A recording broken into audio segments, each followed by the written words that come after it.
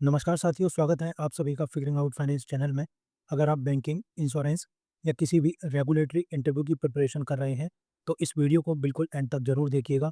हो सकता है आज का कोई एक क्वेश्चन या उसका आंसर ही आपके इंटरव्यू पैनल में पूछ लिया जाए, इसलिए एक भी क्वेश्चन आप मिस मत कीजिएगा। इस बैंकिंग इंटरव्यू मास्टर सीरीज़ में हम previous year interview question, expected question, banking awareness और पैनल रेडी आंसर कवर करेंगे, ताकि आप इंटरव्यू में कॉन्फिडेंस के साथ परफॉर्म कर सकें। इसलिए अगर आप बैंकिंग इंटरव्यू की कंप्लीट प्रिपरेशन एक ही जगह से करना चाहते हैं, तो ये बैंकिंग इंटरव्यू मास्टर सीरीज़ आपके लिए एक वन स्टॉप सॉल्यूशन है। दोस्तों, ये है सेट नंबर 12। अगर आपने इसके अब तक बाकी के पार्ट नहीं देखे हैं, तो आप इनको ज़रूर देखिएगा। दोस्तों, इस सेट में जो क्वेश्चन है, वो थोड़ी यूनिक है। देखिए, पैनल जो होते हैं, वो एक्सपीरियंस बैंकर होते हैं, आप सबको पता है। वो आपसे कुछ भी पूछ सकते हैं रिलेटेड टू बैंकिंग। और कई बार वो ऐसे टर्म्स पूछ लेते हैं जो हमें पता भी नहीं होता। टाइप्स ऑफ बैंकिंग में काफ़ी सारे ऐसे टर्म हैं, हो सकता है आपने इन टर्म्स को सुना भी ना हो। तो आज हम इन्हीं टर्म्स को कवर करेंगे। इसके अलावा बेसल लॉन्स और कैपिटल और रिस्क से रिलेटेड इंपॉर्टेंट क्वेश्चन डिस्कस करेंगे। और दोस्तों, इन क्वेश्चन के आंसर मैंने इस तरीके से डिजाइन किए हैं, अगर आप पैनल के सामने एक इफेक्टिव आंसर देंगे, तो उसका एक अलग ही इम्पैक्ट पड़ेगा पैनल के ऊपर। देखिए दोस्तों, हमें आता सब कुछ है, हमको डेफ़िनेशन भी पता है, बट कभी-कभी क्या होता है, जब हम पैनल के सामने बैठते हैं ना, तो हमें कुछ चीज़ें याद नहीं आती, कैसे हम चीज़ों को एक्सप्लेन करें। मेरी ये इंटरव्यू मास्टर सीरीज़ इसी चीज़ में आपको हेल्प करेगी। इन वीडियोज़ में मैं आपको ये बताऊँगा कि आपको पैनल के सामने एक इफेक्टिव आंसर कैसे देना है। और दोस्तों, जो भी मैं आंसर इसमें बता रहा हूँ, आप उसको मॉडिफ़ाई कर सकते हैं अपने हिसाब से, लेकिन ध्यान रहे उसका कॉन्टेक्स्ट चेंज नहीं होना चाहिए। और दोस्तों, जब मैं आपको क्वेश्चन दिखाऊँ, उससे पहले आप एक बार उसका आंसर देने की प्रैक्टिस करें। मैं 3 से 5 सेकंड का पॉज़ लूँगा, उस बीच में आप वीडियो को पॉज़ कीजिएगा और एक आंसर देने की प्रैक्टिस कीजिएगा। उसके बाद मेरा आंसर आप सुनिएगा। तो चलिए शुरू करते हैं आज का वीडियो। आज का पहला क्वेश्चन है, can you tell us what is the difference between universal banking and narrow banking? चलिए देखते हैं पैनल को एक अच्छा आंसर कैसे दें। सर, दोनों बैंकिंग के दो बिल्कुल अपोजिट स्टाइल हैं। डिफरेंस इस बात पर डिपेंड करता है कि बैंक अपने पैसे को कैसे यूज़ करता है। यूनिवर्सल बैंकिंग का मतलब है कि एक ही बैंक अपने कस्टमर को ऑलमोस्ट सभी फाइनेंशियल सर्विस एक ही रूफ के नीचे प्रोवाइड करता है। नॉर्मल डिपॉजिट्स और लोन के साथ साथ investment banking, insurance, mutual fund, merchant banking और बहुत सी दूसरी फाइनेंशियल सर्विस भी ऑफर करता है। इससे कस्टमर को सब कुछ एक ही जगह पर मिल जाता है। इंडिया में इस कंसेप्ट को आर.एच. खान कमेटी ने रिकमेंड किया था। इसका मेन बेनिफिट कन्वीनियंस और रिसोर्सेज का बेटर यूटिलाइजेशन है। वहीं नैरो बैंकिंग इसका बिल्कुल अपोजिट कंसेप्ट है। इसमें बैंक अपने ज़्यादातर डिपॉजिट को बहुत सेफ असेट में, गवर्नमेंट सिक्योरिटीज़ में इन्वेस्ट करता है और रिस्की लेंडिंग से बचता है। इसका मेन ऑब्जेक्टिव डिपॉजिटर के पैसे की सेफ्टी और बैंकिंग सिस्टम की स्टेबिलिटी मेंटेन करना होता है। ये कंसेप्ट वीक बैंक्स जिनमें बैड लोन्स ज़्यादा थे, उनकी मदद के लिए सजेस्ट किया गया था। सिंपल वर्ड में कहें तो सर, यूनिवर्सल बैंकिंग का focus wide range of financial service provide करना है, जबकि नैरो बैंकिंग का फोकस सेफ्टी और लिमिटेड बैंकिंग एक्टिविटीज़ पर होता है। नेक्स्ट क्वेश्चन है, tell us what is shadow banking and why do people call it risky? चलिए देखते हैं पैनल को एक अच्छा आंसर कैसे दें। सर, शैडो बैंकिंग का मतलब उन फाइनेंशियल कंपनीज और एक्टिविटी से है जो लैंडिंग और बोरोइंग का काम बैंक्स की तरह करती हैं, लेकिन वो बैंकिंग के सारे रूल्स और रेगुलेशन के अंडर नहीं आती। हमारे देश में इसका सबसे अच्छा एग्जांपल एनबीएफसीज यानी नॉन बैंकिंग फाइनेंशियल कंपनीज हैं। ये लोन्स देती हैं, लोगों को व्हीकल या होम परचेज करने में मदद करती हैं, लेकिन ये नॉर्मल बैंक्स की तरह फ्रीली डिपॉजिट एक्सेप्ट नहीं कर सकती। लोग इसे रिस्की दो सिंपल रीजन की वजह से मानते हैं। पहला, इन कंपनीज पर बैंक्स के कंपैरिजन में कंपैरेटिवली लाइटर रेगुलेशन होते हैं, इसलिए हिडन रिस्क धीरे धीरे बिल्ड हो सकता है। दूसरा, ये शॉर्ट टर्म फंड बोरो करती हैं और उन्हें लॉन्ग टर्म के लिए लैंड करती हैं। अगर अचानक लेंडर फंडिंग देना बंद कर दे, तो इन्हें कैश क्रंच का सामना करना पड़ सकता है। और क्योंकि बैंक्स भी इनसे कनेक्टेड होते हैं, इसलिए अगर कोई बड़ी कंपनी फेल हो जाए, तो उसका इम्पैक्ट पूरे फाइनेंशियल सिस्टम पर पड़ सकता है। नेक्स्ट क्वेश्चन है, tell me what do you mean by para banking, give a few example. चलिए देखते हैं पैनल को एक अच्छा आंसर कैसे दें। सर, पैरा बैंकिंग का मतलब है बैंक के कोर फंक्शन यानी डिपॉजिट एक्सेप्ट करने और लोन्स देने के अलावा दी जाने वाली एडिशनल फाइनेंशियल सर्विसेज। जब एक बैंक सिंपल डिपॉजिट और लेंडिंग के बियॉन्ड जाकर दूसरी फाइनेंशियल सर्विस प्रोवाइड करता है ताकि अपनी इनकम को और बढ़ा सके, तो उसे पैरा बैंकिंग कहते हैं। आरबीआई बैंक्स को इन एक्टिविटीज़ को या तो डिपार्टमेंटली करने की परमिशन देता है, या फिर आरबीआई की अप्रूवल और प्रेस्क्राइब रूल के अंडर एक सेपरेट सब्सिडरी कंपनी के थ्रू करने की परमिशन देता है। सर, पैरा बैंकिंग के कुछ कॉमन एग्जांपल हैं, जैसे mutual fund business, insurance business, equipment leasing, hire purchase, factoring services, portfolio management और underwriting of shares. Para banking के थ्रू बैंक अपने कस्टमर को वन रूफ के अंदर ज़्यादा फाइनेंशियल सर्विस प्रोवाइड कर पाता है। साथ ही बैंक इंटरेस्ट इनकम के अलावा एडिशनल इनकम भी अर्न करता है। इसीलिए ये बैंक और कस्टमर दोनों के लिए बेनिफिशियल होता है। नेक्स्ट क्वेश्चन है, tell us what is the difference between retail banking and wholesale banking. चलिए देखते हैं पैनल को एक अच्छा आंसर कैसे दें। सर, मेन डिफरेंस इस बात में है कि बैंक किस टाइप के कस्टमर को सर्व करता है और ट्रांजैक्शन का साइज क्या होता है। रिटेल बैंकिंग का मतलब है बैंकिंग सर्विसेज जो कॉमन इंडिविजुअल कस्टमर और छोटे कस्टमर को दी जाती हैं। इसमें saving account, fixed deposit, home loan, car loan, personal loan, credit card और मोबाइल बैंकिंग जैसे सर्विसेज शामिल होते हैं। यहाँ कस्टमर की संख्या बहुत ज़्यादा होती है, लेकिन हर ट्रांजैक्शन की अमाउंट कंपैरेटिवली छोटी होती है। इसी वजह से हमें पब्लिक के पास बहुत सारी ब्रांचेस और एटीएम्स देखने को मिलते हैं। दूसरी तरफ होलसेल बैंकिंग बड़े क्लाइंट्स को सर्व करती हैं, जैसे लार्ज कंपनीज, गवर्नमेंट डिपार्टमेंट और दूसरी फाइनेंशियल इंस्टीट्यूशन। इसमें large corporate loans, cash management, trade finance और ट्रेजरी सर्विस जैसे प्रोडक्ट और सर्विसेज शामिल होते हैं। यहाँ क्लाइंट्स की संख्या कम होती है, लेकिन ट्रांजैक्शन अमाउंट बहुत बड़े बड़े होते हैं। सिंपल वर्ड में कहें, रिटेल बैंकिंग का मतलब है स्मॉल मनी मैनी पीपल और होलसेल बैंकिंग का मतलब है big money few large client. दोनों ही इकोनॉमी के लिए इक्वली इंपॉर्टेंट है। नेक्स्ट क्वेश्चन है, tell me what is neo banking and how is it different from a traditional bank. चलिए देखते हैं पैनल को एक अच्छा आंसर कैसे दें। सर, नियो बैंकिंग का मतलब है बैंकिंग जो कम्प्लीटली ऑनलाइन होती है, मोबाइल ऐप या वेबसाइट के थ्रू, जहां किसी फिजिकल ब्रांच पर जाने की ज़रूरत नहीं होती। नियो बैंक टेक्नोलॉजी और आर्टिफिशियल इंटेलिजेंस का यूज़ करके कस्टमर को सिंपल, फास्ट और low cost banking experience provide करता है, जैसे अकाउंट ओपन करना, पेमेंट करना या अपने स्पेंडिंग को ट्रैक करना। ये सब काम सिर्फ फ़ोन से ही किया जा सकता है। अब सर, मेन डिफरेंस ये है कि ट्रेडिशनल बैंक के पास फिजिकल ब्रांचेस, एटीएम्स और स्टाफ होते हैं और उसके पास आरबीआई से प्रॉपर बैंकिंग लाइसेंस भी होता है। वहीं नियो बैंक के पास अपना खुद का बैंकिंग लाइसेंस नहीं होता। इंडिया में आरबीआई अभी फुली डिजिटल बैंक को अलाउ नहीं करता। इसीलिए नियो बैंक एक लाइसेंस ट्रेडिशनल बैंक के साथ पार्टनरशिप करता है, जो बैकग्राउंड में कस्टमर का पैसा सेफली होल्ड करता है। इसीलिए ट्रेडिशनल बैंक ब्रांच और डिजिटल दोनों तरह की सर्विस प्रोवाइड करता है, जबकि नियो बैंक सिर्फ एक स्मूथ और कन्वीनियंट डिजिटल बैंकिंग एक्सपीरियंस पर फोकस करता है। नेक्स्ट क्वेश्चन है, what is Basel committee and where it is based. चलिए देखते हैं पैनल को एक अच्छा आंसर कैसे दें। सर, बेसल कमेटी, जिसका पूरा नाम basal committee on banking supervision है, दुनिया भर के बैंक्स के लिए कॉमन रूल्स बनाने वाली सबसे इम्पोर्टेंट ग्लोबल बॉडी है। इसकी स्थापना साल 1974 में ग्रुप ऑफ 10 कंट्रीज के सेंट्रल बैंक के गवर्नर ने की थी।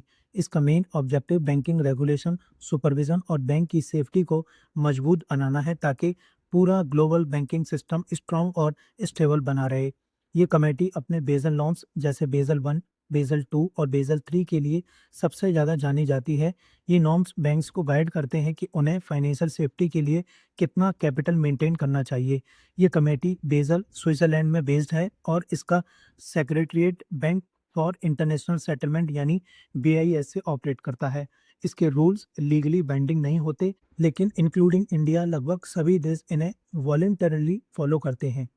नेक्स्ट क्वेश्चन है, tell us about Basel 1, 2 and 3 norms in simple terms. चलिए देखते हैं पैनल को एक अच्छा आंसर कैसे दें। Sir, Basel norms international rule हैं जो basal committee on banking supervision ने बैंक्स को सेफ और फाइनेंशियली स्ट्रांग बनाए रखने के लिए बनाए हैं। इसका सिंपल सा ऑब्जेक्टिव है कि बैंक्स के पास इतना अपना कैपिटल होना चाहिए कि अगर फ्यूचर में कोई लॉस हो तो वो उसे एब्जॉर्ब कर सके और लोगों के डिपॉजिट सेफ रहें। बेसल वन सबसे पहले आया था और इसका मेन फोकस क्रेडिट रिस्क पर था। इसमें बैंक्स को कहा गया कि वो अपने लोन्स और असेट के रिस्क के हिसाब से कैपिटल मेंटेन करें। उसके बाद बेसल 2 आया, जिसमें फ्रेमवर्क को और इम्प्रूव किया गया। ये 3 पिलर पर बेस्ड था: minimum capital requirement, supervisory review और मार्केट डिसिप्लिन थ्रू डिस्क्लोजर्स। इसके साथ ऑपरेशनल रिस्क और मार्केट रिस्क को भी इंक्लूड किया गया। ग्लोबल फाइनेंशियल क्राइसिस के बाद बेसल 3 इंट्रोड्यूस किया गया ताकि बैंक्स को और ज़्यादा रेजिलिएंट बनाया जा सके। इसमें कैपिटल की क्वालिटी को इम्प्रूव किया गया, एडिशनल कैपिटल बफर इंट्रोड्यूस किए गए और लेवरेज रेशियो भी ऐड किया गया। इन शॉर्ट सर, नए बेसल फ्रेमवर्क पिछले वर्जन से बैंक को और ज़्यादा सेफ और फाइनेंशियली स्ट्रांग बनाने के लिए डिज़ाइन किए गए। नेक्स्ट क्वेश्चन है, after the 2008 crisis the world move to Basel 3 in simple words why did it come about. चलिए देखते हैं पैनल को एक अच्छा आंसर कैसे दें। सर, 2008 से पहले बैंक्स बेसल 2 रूल्स को फॉलो कर रहे थे, लेकिन ग्लोबल फाइनेंशियल क्राइसिस ने दिखाया कि ये रूल्स काफ़ी स्ट्रांग नहीं थे। बहुत से बड़े बैंक्स के पास लॉसेस एब्जॉर्ब करने के लिए सफिशेंट हाई क्वालिटी कैपिटल नहीं था। उन्होंने बहुत ज़्यादा बोरोइंग कर रखी थी, जिसे हाई लेवरेज कहते हैं। साथ ही उनके पास स्ट्रेस सिचुएशन को हैंडल करने के लिए इनफ लिक्विडिटी यानी इजीली अवेलेबल कैश भी नहीं था। जब फाइनेंशियल क्राइसिस आया तो कई बैंक्स फेल हो गए और इसका इम्पैक्ट पूरे वर्ल्ड इकोनॉमी पर पड़ा। इन्हीं वीकनेस को एड्रेस करने के लिए basal committee on banking supervision ने बेसल 3 इंट्रोड्यूस किया। इसका मेन ऑब्जेक्टिव बैंक को ज़्यादा सेफ और फाइनेंशियली स्ट्रांग बनाना है। बेसल 3 कहता है कि बैंक्स के पास ज़्यादा और बेटर क्वालिटी कैपिटल होना चाहिए, लेवरेज कंट्रोल में होना चाहिए, सफिशेंट लिक्विडिटी मेंटेन होनी चाहिए और रिस्क को प्रॉपर्ली मैनेज करना चाहिए। इन शॉर्ट, बेसल 3 का पर्पस ये है कि बैंक्स फ्यूचर फाइनेंशियल क्राइसिस के दौरान शॉक्स को एब्जॉर्ब कर सकें और पूरे फाइनेंशियल सिस्टम को स्टेबल और सिक्योर बनाकर रखें। नेक्स्ट क्वेश्चन है, tell me what is the capital adequacy ratio requirement in India compare to the international standard. चलिए देखते हैं पैनल को एक अच्छा आंसर कैसे दें। सर, कैपिटल एडिक्वेसी रेशियो, जिसे हम CRAR भी कहते हैं, उसका मतलब है कि बैंक को अपने रिस्क वेटेड असेट के अगेंस्ट कितना कैपिटल मेंटेन करना होता है। इसे आप एक सेफ्टी क्वेश्चन की तरह समझ सकते हैं। अगर बैंक्स को फ्यूचर में कोई लॉस होता है तो ये कैपिटल डिपॉजिटर के पैसे को प्रोटेक्ट करता है और बैंक की स्टेबिलिटी को मेंटेन रखने में मदद करता है। इंटरनेशनल लेवल पर basal committee on banking supervision के बेसल 3 नॉर्म्स के according minimum capital adequacy ratio 8% है। इसके ऊपर 2.5% का कैपिटल कंजर्वेशन बफर ऐड किया जाता है। इस तरह इफेक्टिव ग्लोबल रिक्वायरमेंट 10.5% हो जाती है। इंडिया में RBI ने इसे थोड़ा ज़्यादा स्ट्रिक्ट स्टैंडर्ड रखा है। यहाँ मिनिमम CRAR 9% है, जो ग्लोबल मिनिमम 8% से हायर है, और जब इसमें 2.5% का कैपिटल कंजर्वेशन बफर ऐड किया जाता है तो इंडियन बैंक इफेक्टिवली लगभग 11.5% कैपिटल मेंटेन करते हैं। RBI ने ये स्ट्रिक्टर रिक्वायरमेंट इसलिए रखी है ताकि हमारा बैंकिंग सिस्टम किसी भी फाइनेंशियल शॉक या अनएक्सपेक्टेड लॉसेस के अगेंस्ट और ज़्यादा स्ट्रांग और रिजिलियंट रहे। नेक्स्ट क्वेश्चन है, tell me what is the difference between credit risk and market risk. चलिए देखते हैं पैनल को एक अच्छा आंसर कैसे दें। सर, दोनों ही बैंक के लिए इंपॉर्टेंट रिस्क होते हैं, लेकिन दोनों का सोर्स अलग होता है।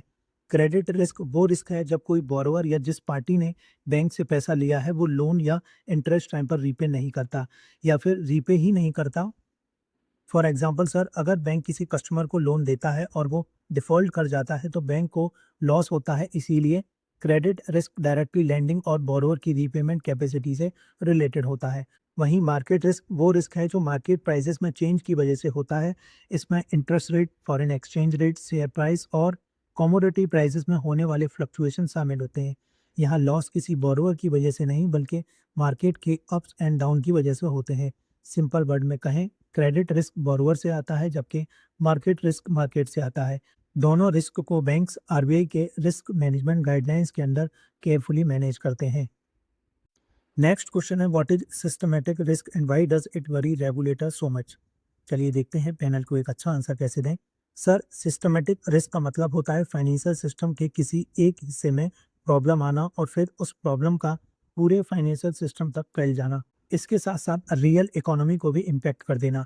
फाइनेंशियल सिस्टम एक चेन की तरह होता है। बैंक्स, NBFCs और फाइनेंशियल मार्केट एक दूसरे से कनेक्टेड होते हैं। इसीलिए अगर कोई बड़ा या बहुत ज़्यादा इंटरकनेक्टेड इंस्टीट्यूशन फेल हो जाए तो वो अपने साथ दूसरे इंस्टीट्यूशन को भी नीचे खींच सकता है, बिल्कुल डोमिनो इफेक्ट की तरह। इसी स्प्रेडिंग इफेक्ट को कंटेजियन कहा जाता है। रेगुलेटर इस बात को लेकर इसीलिए कंसर्न लेते हैं क्योंकि इसका नुकसान सिर्फ एक इंस्टीट्यूशन तक सीमित नहीं रहता। लोगों को फाइनेंशियल सिस्टम पर ट्रस्ट कम हो सकता है, लोग अपना पैसा निकालने के लिए रश कर सकते हैं, क्रेडिट का फ्लो रुक सकता है, बिजनेसेस पर असर पड़ सकता है और जॉब्स भी इम्पैक्ट होती हैं। 2008 की ग्लोबल फाइनेंशियल क्राइसिस इसका सबसे अच्छा एग्जांपल है।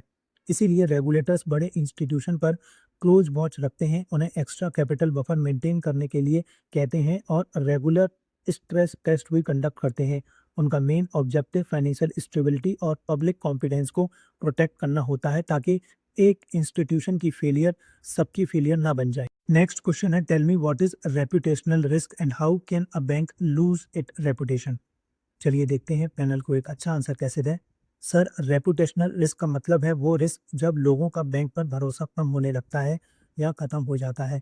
जब कस्टमर, इन्वेस्टर या जनरल पब्लिक बैंक के बारे में नेगेटिव सोचने लगते हैं, तब बैंक के लिए पुराने कस्टमर को रिटेन करना, नए कस्टमर को अट्रैक्ट करना और फंड अरेंज करना मुश्किल हो जाता है। सिंपल वर्ड में, बैंक ट्रस्ट पर चलता है और रेपुटेशनल रिस्क उस ट्रस्ट को खो देने का रिस्क होता है। बैंक अपनी रेपुटेशन कई तरह से लूज कर सकता है। अगर बैंक पुअर कस्टमर सर्विस दे, चार्जेस को प्रॉपर्ली डिस्क्लोज ना करे या कस्टमर के साथ अनफेयर ट्रीटमेंट करे, तो नेगेटिव इमेज बहुत जल्दी स्प्रेड हो जाती है। वीक सिक्योरिटी की वजह से फ्रॉड या डेटा लीक होना, प्रोडक्ट की रॉन्ग या अनएथिकल सेलिंग और स्टाफ का मिसबिहेवियर भी बैंक की रेपुटेशन को नुकसान पहुंचाता है। सर, कभी कभी सिर्फ एक नेगेटिव इंसिडेंट, चाहे वो सच हो या सिर्फ र्यूमर हो, पब्लिक कॉन्फिडेंस को फैला सकता है। इसीलिए बैंक अपनी रेपुटेशन को सबसे ज़्यादा इम्पोर्टेंस देते हैं। और दोस्तों, एक इम्पॉर्टेंट अपडेट ये भी है कि अगर आप इन वीडियो सीरीज़ की पीडीएफ चाहते हैं, तो उसका लिंक आपको डिस्क्रिप्शन और कमेंट बॉक्स में मिल जाएगा। आप बहुत छोटा-सा अमाउंट पे करके इनकी पीडीएफ ले सकते हैं। और दोस्तों, एक सबसे इम्पॉर्टेंट बात, ये जो मेरी पीडीएफ है, ये कॉपीराइट एक्ट 1957 के अंदर है। इसको आप कहीं भी शेयर नहीं कर सकते। इसके बारे में आप सामने स्क्रीन पे पढ़ सकते हैं, 3 चीज़ें मैंने मेंशन की हैं, इसलिए बहुत ही अफोर्डेबल मैंने इसका प्राइस रखा है। तो लिमिटेड पीरियड ऑफर है, फर्स्ट 200 स्टूडेंट के लिए 50% ऑफ है, आप 253 में ये अवेल कर सकते हैं, इसलिए आप जल्द से जल्द इसको परचेज़ कर लीजिएगा। दोस्तों, आज की वीडियो में इतना ही, उम्मीद है वीडियो पसंद आई होगी। अपना फीडबैक आप ज़रूर शेयर कीजिएगा, आप कमेंट सेक्शन में भी कर सकते हैं या मुझे डायरेक्ट मैसेज भी कर सकते हैं टेलीग्राम या इंस्टाग्राम पर, लिंक आपको डिस्क्रिप्शन बॉक्स में मिल जाएगा। या आपकी कोई क्वेरी हो या आप चाहते हो कि मैं कोई स्पेसिफिक क्वेश्चन कवर करूँ आपके आने वाले इंटरव्यू के लिए, तो उसको भी आप मुझे कमेंट सेक्शन या मुझे डायरेक्ट मैसेज कर सकते हैं। मैं उसको आने वाली वीडियोज़ में ज़रूर कवर करूँगा। दोस्तों, ये वीडियो सीरीज़ काफ़ी ज़्यादा इंपॉर्टेंट है, आप इसको रेगुलरली फॉलो कीजिएगा और सेट्स को आप सीक्वेंस में देखिएगा, इससे आपको एक अलग ही कॉन्फिडेंस मिलेगा। तो दोस्तों, चलिए आज की वीडियो में इतना ही। Thanks for watching and all the best for your interview.